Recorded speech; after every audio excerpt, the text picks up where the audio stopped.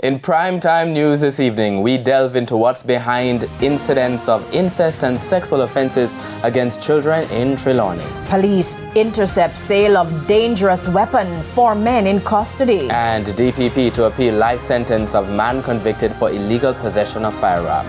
Good evening and welcome to Primetime News on air and online at onespotmedia.com, and a special welcome to our viewers on TVJ International in the Cayman Islands. I'm Archibald Gordon. And I'm Janella Precious. Javon Keys is here with a preview of what's to come in business news.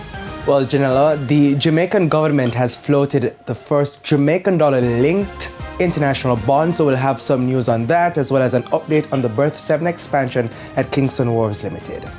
Thank you, Keys. And Spencer Darlington, what's up in Primetime Sports? Thank you, Archie. One stakeholder group is calling for the resignation of the JFF General Secretary. We'll tell you more about that in Primetime Sports later. That story just keeps growing. It just keeps going and going and going, just like the weather. Romaine, what's happening with the weather report and forecast? Thanks, Janella. We still have a trough system in the southwestern Caribbean. We still have clouds, showers, and thunderstorms associated with this system affecting parts of Jamaica, and we expect much of the same for much of this week.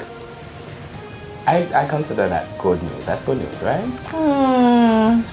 There's also sports commentary and E-Prime in this newscast, but before the break, the feedback question. And this evening we are asking, what do you make of reports that incest is mushrooming in parts of Trelawney? You can share your comments online, facebook.com/televisionjamaica, and post on X at TVJ News Center.